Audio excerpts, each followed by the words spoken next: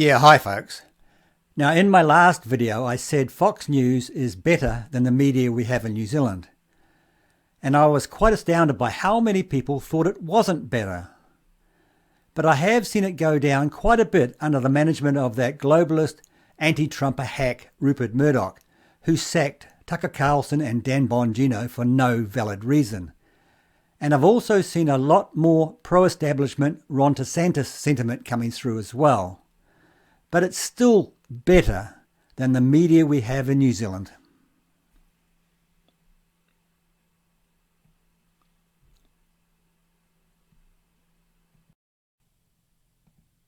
Former US President Donald Trump has come out swinging against allegations of business fraud. His trial began today in New York after he was sued by the New York Attorney General.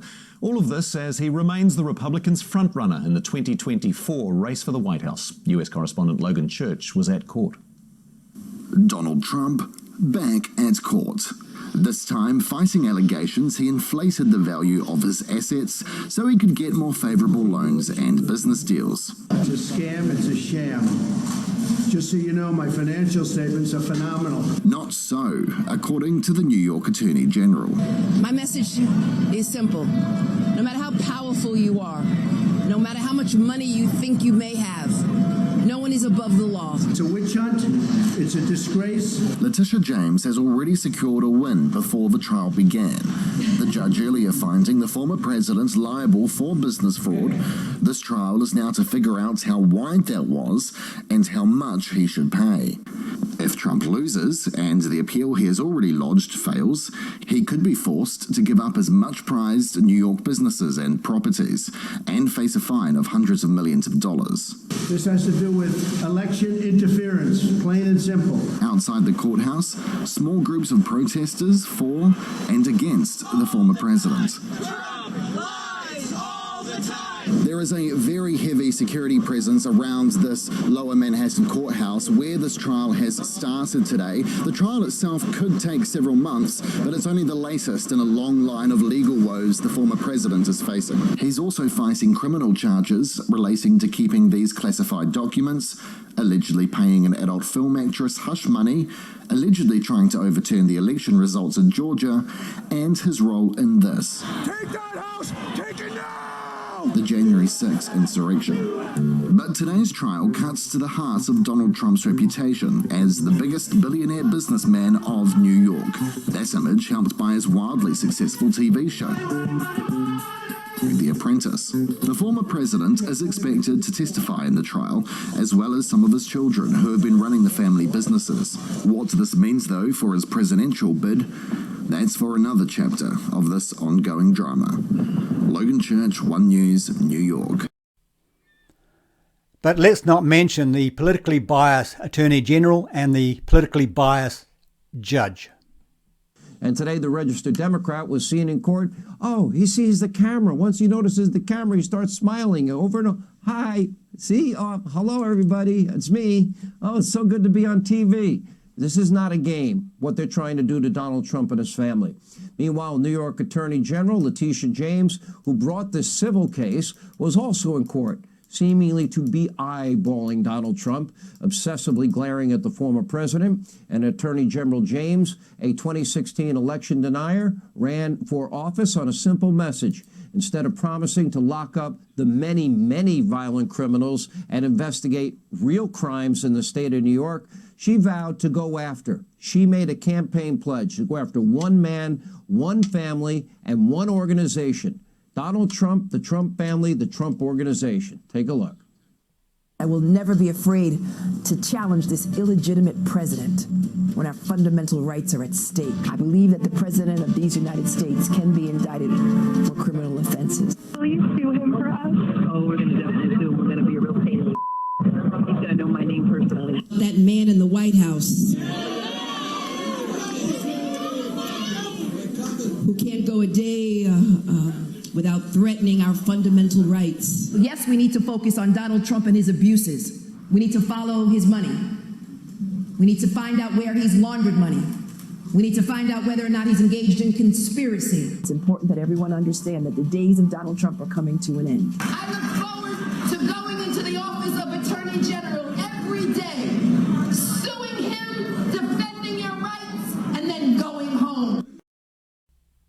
So Trump's taxi driving, war protesting judge with teeth like candy corn is confessing he rigs cases and is driven by emotion, not precedent.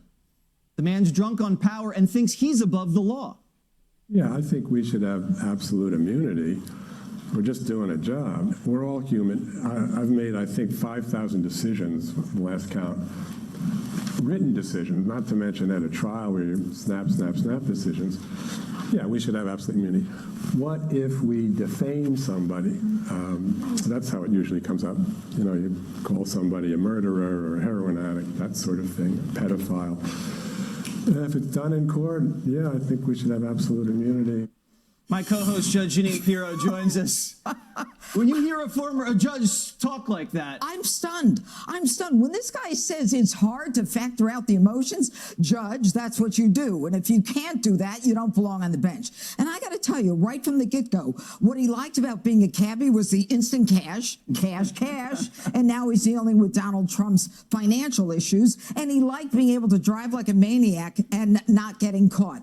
Look, as a judge, there are certain standards you have to abide by, Jesse. And the thing that made me crazy, even crazier than all this, is when he said that in defending Letitia James' prosecution of Donald Trump, albeit a civil case, he said, well, you know, he's just a bad guy that she should go after. That by itself is enough for this judge to be removed from the case. Because according to the administrative rules of the unified court system and the uniform rule of trial courts in New York, Judge, you cannot sit on a case where you have a personal bias or a prejudice concerning a party. And if saying this is a bad guy that should be gone after isn't prejudice, then I don't know what is. He doesn't belong in this case. And let me go one step further. How about the incompetence of his not knowing what was beyond the statute of limitations, the inability to be able to assess the facts, forget your emotions. Like when you deal with the facts, you can't figure out what is barred by the statute of limitations. Are you stupid? And so he just hit Trump with a gag order because his clerk was in a photo with Chuck Schumer. Trump said this was Schumer's girlfriend, and now Trump's not allowed to say anything about anybody in the court. Is that fair play? You know what I think is the most interesting about that? That Chuck Schumer didn't answer the question. Did he, Jesse? And let's not mention the fact that the judge is clueless about the real estate market. In the left's really insane power grab, far-reaching, far-fetched, bizarre attempt to just get Donald Trump, the latest witch hunt, the latest hoax, a New York City judge is now moonlighting, it appears, as an expert in Florida real estate valuations because Manhattan Superior Court Justice Arthur Engoron is his name, ruled that former President Trump committed financial fraud by inflating the value of his properties to get better loans and better insurance rates. Really? Okay. Among several absolutely insane and egregious examples was the judge's valuation of Mar-a-Lago. He said, oh, it was, you know, as low as $18 million. Now, for most people, the real estate prices I'm about to show you, just for reference, they're frankly insane. However, this is what real estate in Palm Beach, Florida, especially with a mass migration out of New York, California, New Jersey, and Illinois, you know, happened to cause. And if you own a big mansion in Palm Beach, Florida, oceanfront, intercoastal front, these Florida homes, these Florida lots are enormously expensive. Let me give you a quick example. All right. A 2-acre, now Mar-a-Lago's 20 acres, we'll give you the details on that in a minute, but a 2-acre vacant lot, only minutes from Mar-a-Lago, it's now currently listed for a very low $150 million. Another $150 million for 2 acres of dirt with no house on a waterfront lot. Another 2-acre plot of land nearby, waterfront again. The lot, the dirt, $200 million. Again, no house on it. Mar-a-Lago is an iconic 60,000 square foot zone residential, also historic landmark, mansion, and it has a club legally associated with it. It has a whopping 58 bedrooms, 33 bathrooms. It's located on 20 acres of prime Palm Beach real estate with a really unique position. Why? because it has both the intercoastal waterway and oceanfront beach.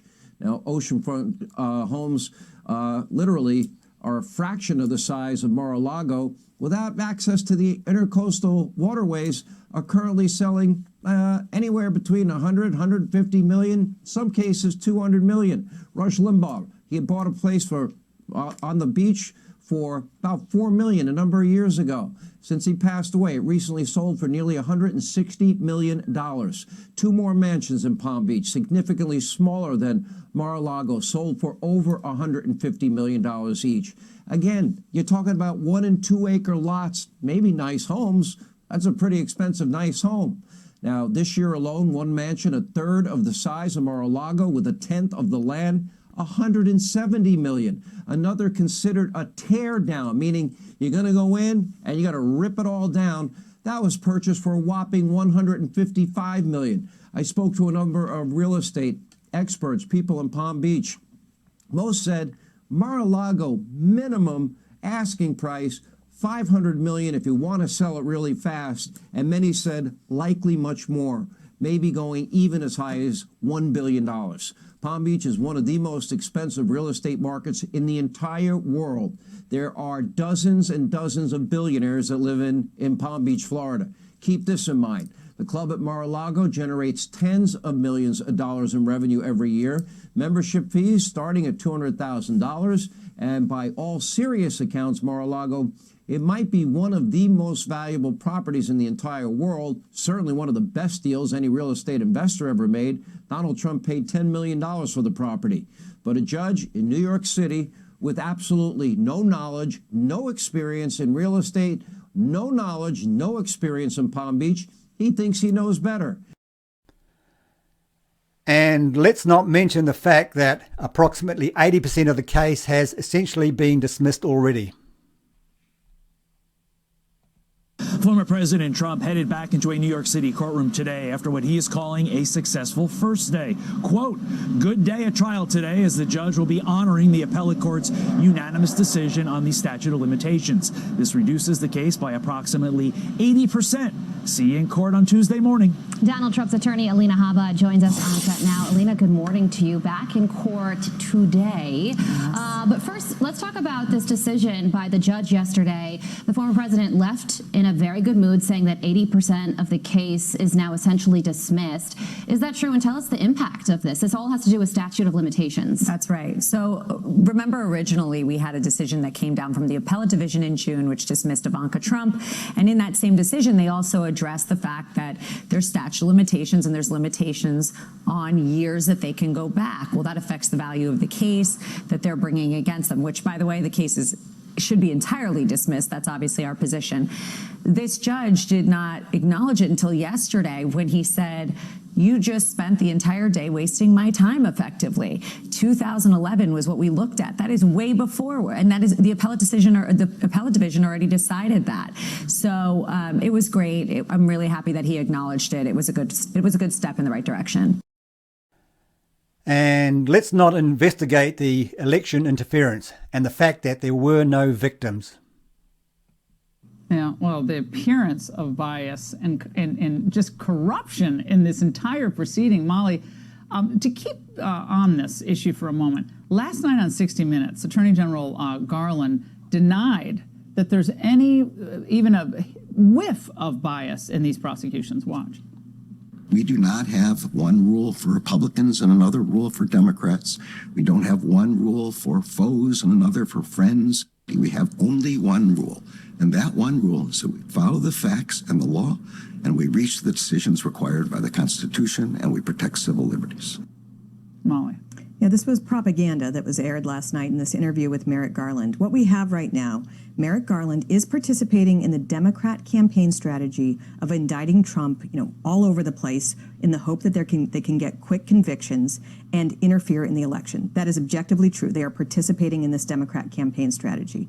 He said that they don't have one rule for one group and one rule for another. You can just look at the Hillary Clinton situation. When she was Secretary of State, not president, when she mishandled classified information, when she obstructed the investigation, they came up with an entirely novel legal standard to let her off the hook. And then meanwhile, go after President Trump, on these on Oh, the Hunter issue Biden, of this. and they're still trying to deny that some people that it's even his laptop. And at the same time that the sitting president has issues here. It is not. It's just so absurd to say there's not two standards when we're living through this every single day. This morning, Trump was in court fighting for the survival of his real estate empire. So very simply put, it's a witch hunt. It's a disgrace. We have a corrupt attorney general in this state. You see how she does? This trial was railroaded and fast-tracked. This trial could have been brought years ago, but they waited till I was right in the middle of my campaign. The same with other trials and indictments. It's all run by DOJ, which is corrupt in Washington. New York Democrat Attorney General Letitia James, who campaigned on prosecuting Trump instead of crime, is accusing him of overvaluing his assets. She wants to strip him of his business license, and she wants him to pay her $250 million in damages. And the case is overseen by a Democrat judge who donates to Democrats and smiles at the camera like a sociopath at a child's birthday party. Look at that. What was that? This case has no jury and no victims.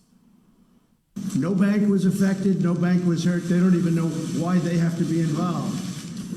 And they've so testified. They can't believe that they're involved because they were paid back on time. There were no defaults. There were no problems. And it was like a perfect client. In the meantime, people are being murdered all over the sidewalks of New York. There was no victim here.